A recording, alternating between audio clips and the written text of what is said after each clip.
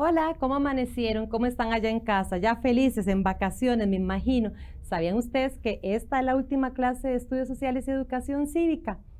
Pues espero que ustedes hayan aprendido mucho y que hayan estado todos los días o todos los jueves allá en casa esperando la clase. Vamos a iniciar como siempre, lavándonos las manos, recordando que los videos que vemos acá son con fines educativos y le vamos a prestar atención a la cápsula que nos trae Paola. A ver qué información nos tiene para hoy.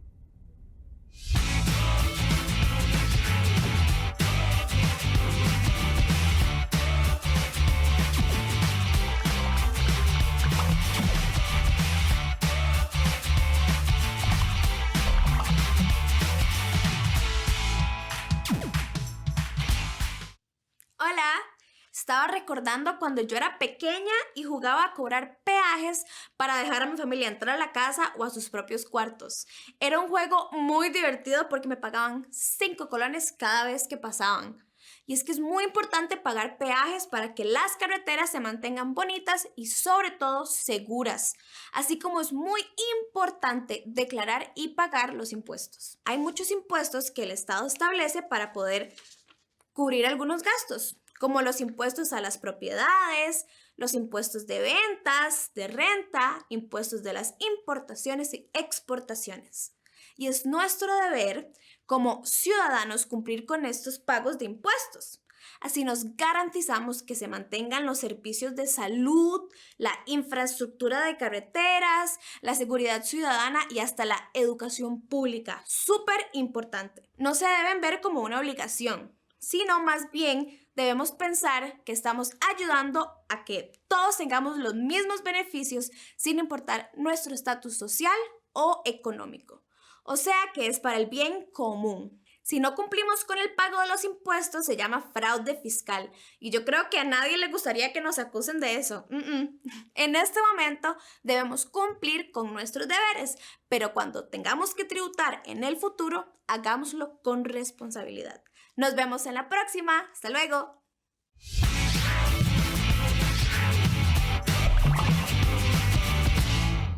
¿Le prestaron atención a Paola? Muy bien, porque ese es el tema que vamos a ver hoy. Entonces espero que hayan apuntado por ahí todo lo que ella dijo. Pero primero vamos a recordar lo que aprendimos en clases pasadas. ¿Se acuerdan? Que yo les dije que por favor hicieran el mapa de la comunidad, que hicieran el de la casa, porque buscar los lugares vulnerables, los lugares seguros. ¿Se acuerdan que todo eso lo vimos la semana pasada y la semana antepasada? Pero por favor, vamos a recordar, porque igual como les dije, esto no es una tarea, esto es importante que ustedes tengan ese plan en la casa. Vamos a recordar cómo se hacía.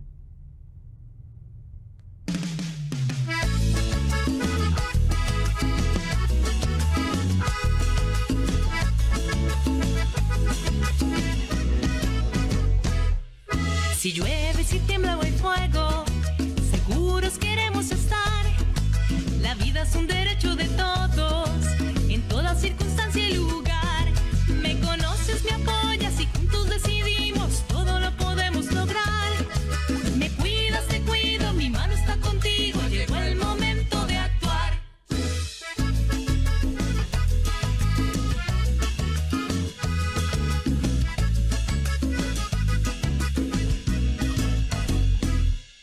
Si llueve, si tiembla o hay fuego, seguros queremos estar. La vida es un derecho de todos, en toda circunstancia y lugar. Me conoces, me apoyas y juntos decidimos, todo lo podemos lograr. Me cuidas, te cuido, mi mano está contigo, llegó el momento de actuar. Siempre a salvo. Ahora sí, ¿verdad? ¿Vieron por qué era importante? Porque nos tenemos que proteger entre todos. ¿Ustedes hicieron el plan? Bueno, vayan y lo traen porque lo van a revisar ahora con este video. Cruz Roja Ecuatoriana, con el financiamiento de la Unión Europea, presenta Plan de Emergencia Familiar. Pensando siempre en su seguridad y la de los miembros de su familia, a continuación le enseñaremos paso a paso cómo realizar un plan de emergencia familiar, para estar preparados y saber cómo actuar ante cualquier eventualidad. Paso 1. Desarrolle su plan de emergencia familiar. ¿Qué es el plan de emergencia? El plan de emergencia familiar es una herramienta que nos permite saber qué hacer en caso de que se presente una emergencia en nuestra zona. Por eso es muy importante que se tome en cuenta la siguiente información. Croquis de la vivienda. Observe muy bien alrededor de su hogar para que pueda identificar lugares peligrosos, así como también identifique una ruta de evacuación segura dentro de su vivienda. Dibuje el interior de su casa. Para esto, imagine cómo la vería desde arriba y así pueda detallar cada rincón de su hogar. Luego, señale los sitios más peligrosos que tiene su hogar. Gradas muy pronunciadas, peligro de incendio por cortocircuitos, cables expuestos, cilindros de gas, cuadros en las paredes. Dibuje la ruta de evacuación. Es necesario que tenga una ruta de evacuación establecida con los miembros de su familia para que puedan seguirla sin problemas y lo más rápido posible. Ruta de evacuación externa. Al igual que el cuadro anterior, también es necesario que imagine cómo se vería el sector donde está su hogar desde el aire. Dibuje los alrededores de su casa, hasta el punto de encuentro más cercano a su vivienda, y señálelo en el mapa, ya que es aquí donde toda la familia se debe reunir para verificar que han evacuado todos.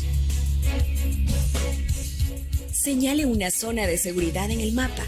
Para esto pregúntese, ¿dónde hay una zona de seguridad a la cual podemos ir en caso de una emergencia? Y señálela en el dibujo. En caso de no conocer dónde hay una zona de seguridad cercana, puede consultar a líderes barriales, autoridades locales o al GAT. Reduciendo riesgos. En este cuadro escribiremos los peligros a los cuales nos enfrentamos tanto dentro de nuestra vivienda como afuera de la misma en caso de presentarse una emergencia. Por ejemplo, erupción volcánica, sismo, inundación, tsunami. Tome en cuenta que esta información dependerá de la zona en la que esté ubicada su vivienda. Hay zonas que son más propensas a uno u otro peligro. Observe las cosas que están dentro de su casa e imagine cuáles son las cosas que le harían daño en caso de que exista una emergencia. Esto le ayudará a describir las vulnerabilidades. Por ejemplo, techo de la casa de Eternit en mal estado, muebles sin seguridad, viviendas construidas en zonas bajas, casas cercanas a la playa. En la última columna describa las acciones que realizará o realizarán para reducir las amenazas detectadas. Por ejemplo, limpiar alcantarillas y sumideros, conocer el sistema de alerta temprana de la comunidad. Nuestra familia. En este cuadro es muy importante que escriba los nombres de los integrantes de su familia, con su edad y la tarea que deben cumplir en caso de una evacuación.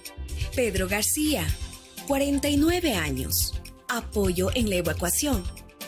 María Pila, 45 años, desconectar equipos eléctricos. César García, 18 años, sacar a la mascota de la casa. ¿Qué vamos a hacer si no estamos juntos? En este cuadro colocamos los nombres de los miembros de la familia que generalmente no se encuentran en casa, así como los familiares que se encuentran en otras ciudades, especificando las acciones que deben seguir en el caso de presentarse una emergencia. Por ejemplo, María Pila, retirar a Elena del punto de encuentro que tiene la escuela. Así lo habían hecho ustedes con todos esos datos. ¿Vieron qué interesante? Inclusive la lista de la familia y dónde nos vamos a encontrar, cuál es el lugar seguro.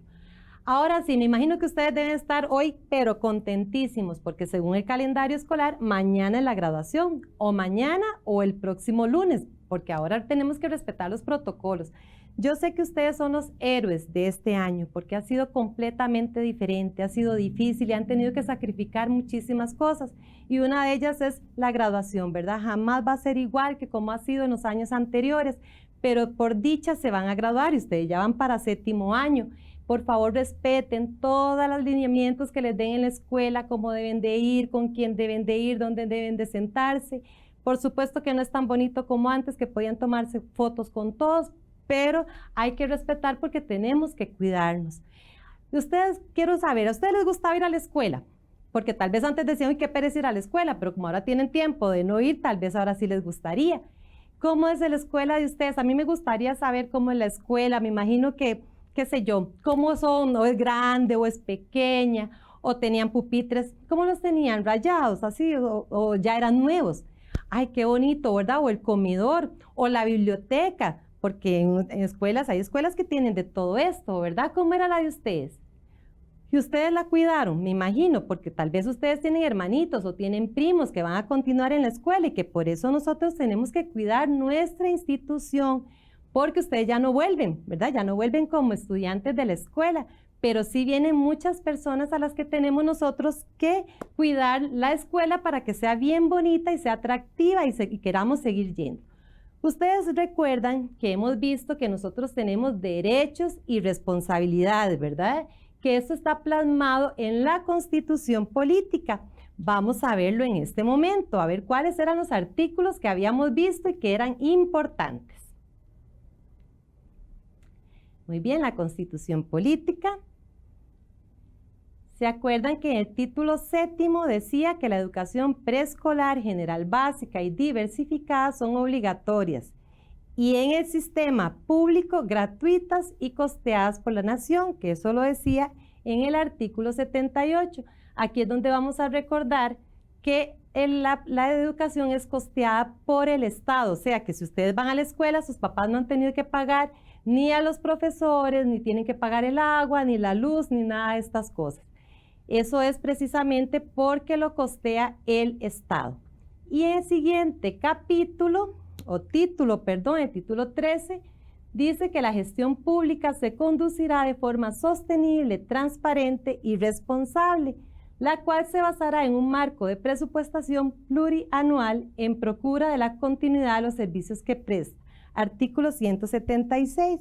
¿Qué significaba esto? Que el Estado tiene que velar por los dineros que él recoge y que debe de ser precisamente para costear todo lo que nosotros recibimos, ¿verdad? En cuanto a educación, por ejemplo, también en salud, si ustedes fueron a la clínica o fueron al EVAIS en tiempos recientes, no tuvieron tampoco que pagarle ni al médico ni las medicinas si sus papás son asegurados.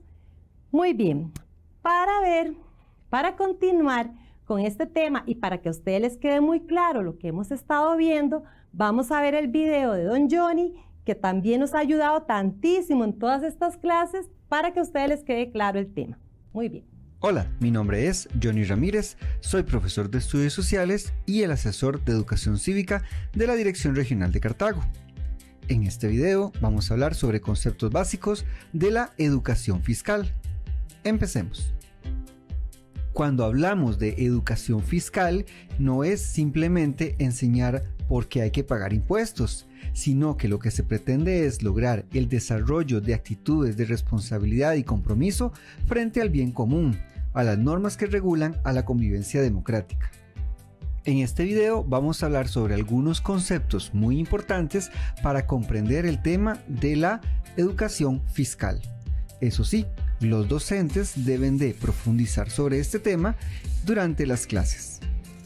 Vamos a empezar con servicios sociales. ¿Por qué? Porque primero que nada es fundamental entender que el Estado debe de contar con recursos económicos para poder brindar los servicios sociales. ¿Y cuáles son estos servicios? Entonces, el Estado debe pagar la seguridad social, servicios de salud, educación y cultura, acción social, construcción de obras públicas, atención de emergencias, cuidado ambiental, vivienda y urbanismo. Para poder brindar todos los servicios anteriores, se necesita de dinero. La Constitución Política en el artículo 18 nos dice que los costarricenses deben observar la Constitución, las leyes, servir a la patria, defenderla y contribuir para los gastos públicos. Recursos públicos es toda la cantidad de dinero percibida por el Estado y los demás entes públicos, cuyo objetivo fundamental es financiar el gasto público. Ingresos del Estado. El gobierno puede recibir dinero por los tributos, por préstamos o créditos públicos y donaciones. Los tributos se dividen en tres: los impuestos, las tasas y las contribuciones especiales. Los impuestos. Estos son la manera para poder pagar los servicios públicos. Provienen de una ley y exigidos de manera obligatoria a todos los ciudadanos del país. Su recaudación es fundamental para poder pagar los gastos del Estado. Hay dos tipos de impuestos: los impuestos directos y los impuestos indirectos. Los impuestos directos son los que se gravan o cobran directamente según el ingreso de la persona o la empresa. Por ejemplo, tenemos el impuesto de la renta, al de las sociedades, impuestos al patrimonio o el impuesto a la propiedad. Los impuestos indirectos son los que gravan los bienes y servicios. Entre estos impuestos podemos encontrar el impuesto de venta o el de aranceles a las importaciones. Las tasas son el tributo que se paga al Estado por la prestación directa de un servicio público, por ejemplo, la recolección de basura. La palabra empréstito significa préstamo. Aduana. Es una oficina pública o una institución que por lo general está en las fronteras o en los puertos y que lo que hace es cobrar los impuestos correspondientes a los productos que entran o salen del país. La factura o el tiquete de caja son la manera en que podemos asegurarnos de que todas las personas pagan sus impuestos. Es fundamental siempre pedir estos documentos. El Ministerio de Hacienda es la institución encargada de recaudar y administrar los impuestos que pagan los ciudadanos en Costa Rica. Además, también elabora el presupuesto público del gobierno central. El Ministerio de Hacienda tiene 3 órganos encargados de recaudar los impuestos, que son la Dirección General de Tributación, la Dirección General de Aduanas y la Dirección General de Hacienda. Evasor es aquella persona que busca no pagar los impuestos. Esto evidentemente es ilegal. Eso es todo por ahora. Sin embargo, hay muchísimo más que aprender. Lo más importante es recordar que como ciudadanos debemos siempre de pagar nuestros impuestos por el bien de todos. Desde la Dirección Regional de Cartago agradecemos su atención y muchas gracias. Me imagino que pusieron atención, ¿verdad? Sí, aunque son muchos conceptos, es importante que ustedes los aprendan. Por ejemplo, vimos lo que eran los impuestos, ¿verdad? Vimos que los impuestos directos son los que pagamos los ciudadanos cuando nos rebajan, por ejemplo, por el salario, o cuando tienen una empresa le rebajan las ganancias. Y los impuestos indirectos son los que se pagan cuando vamos, por ejemplo, al supermercado. Ya todos los productos tienen el impuesto incluido. O a veces vemos el precio, qué sé yo, de unas tenis o de un pantalón y a veces dice, este es el precio más el impuesto de venta. Y estoy segura que ustedes ese tema lo han visto cuando vieron porcentajes en matemática, porque es una forma en que se les enseña cómo se saca el impuesto y se le anexa al precio. Muy bien, espero que les haya quedado muy claro. Y recuerden también que la tasa, por ejemplo, son los impuestos, por ejemplo, los municipales, ¿verdad? Los que pagamos por alumbrado, por recolección de basura, limpieza de caños, etc. Ahora vamos a ver este otro video para que entonces refuercen los términos que ya hemos visto hasta ahora. Él es Pedro. Vive en Villa Ballester con su familia y su perro Gutiérrez. El papá de Pedro tiene un comercio y su mamá es maestra jardinera. Todos los meses, los papás de Pedro utilizan una parte de lo que ganan por su trabajo para pagar los servicios y también los impuestos. Disculpa, pero ¿qué son los impuestos? ¿Para qué sirven? ¿Por qué hay que pagarlos? ¿Qué pasa, Gutiérrez? Decía que los impuestos son el dinero que los ciudadanos deben pagar según la ley, a los fines de financiar los servicios y bienes destinados a satisfacer las necesidades públicas. El Estado debe utilizar ese dinero en forma inteligente y responsable para realizar obras y para brindar los servicios públicos que necesita la población, como la educación, la seguridad y la salud, entre muchos otros. Existen 3 tipos de impuestos. ¿Los impuestos, las contribuciones especiales y las tasas? ¡Correcto! Los vecinos pagan las tasas y con ellas se atienden las necesidades de la comunidad y se ofrecen servicios de calidad. Con el pago de tributos el Estado puede contar con más patrulleros, tener más y mejores hospitales, reparar calles y pavimentarlas de tierra, cambiar las luces de la ciudad, hacer a nuevo las plazas, construir nuevos espacios públicos como el natatorio municipal, realizar obras como túneles y paso bajo nivel, construir y restaurar los jardines y las escuelas, ofrecer espectáculos gratuitos y de calidad. ¿Y qué pasa si alguien no paga los impuestos? Sin las tasas, el municipio no contaría con los fondos suficientes para brindar estos servicios. Por ejemplo, no se haría mantenimiento en las escuelas y hospitales, no se arreglarían las calles o las luces de las cuadras, no se podrían comprar ambulancias o patrulleros nuevos. Cada ciudadano está obligado a pagar los impuestos, pero también a exigir lo que la ley establece a su favor. Cuando compramos, tenemos que exigir la factura. Es una forma de evitar que los comercios dejen de pagar los impuestos y que ese dinero llegue al Estado. Y si llega al Estado, también llega a vos. Muy importante, ¿verdad? Porque no se trata solo de que nosotros paguemos los impuestos, sino que también el Estado nos retribuya con esas cosas, ¿verdad? Ahora vamos a ver la importancia de lo que es ser el buen contribuyente y lo importante también de pedir la factura cuando hacemos una compra. El buen contribuyente no nace, se hace. Es aquel que no deja lo importante para última hora y asume la responsabilidad de sus decisiones. Sabe que acciones como solicitar facturas en establecimientos y pagar los impuestos hacen una gran diferencia. Además, entiende que las necesidades de su país son tan importantes como sus propias necesidades. El buen contribuyente quiere dejarle a sus hijos un país seguro, moderno, sostenible, limpio y libre de corrupción, porque sabe que el país lo construimos entre todos. La declaración y pago de impuestos permiten que el Estado financie proyectos de interés público como infraestructura, seguridad, medio ambiente y combate a la pobreza. ¿Qué tipo de contribuyente quiere ser usted? Ministerio de Hacienda, porque Costa Rica somos todos. Una factura no es cualquier papel. Si tenés una, quiere decir que compraste en un comercio formal y con eso ayudaste a desarrollar comunidades para darle una mejor vida a todos sus habitantes. Una factura es la prueba de que ayudaste a impulsar nuestro progreso. Formalmente, Costa Rica crece. Ahora sí, espero que ustedes les hayan puesto mucha atención. Vamos a recordar lo que aprendimos hoy. Hoy aprendimos la educación fiscal, que es el desarrollo de actitudes de responsabilidad y compromiso frente al bien común.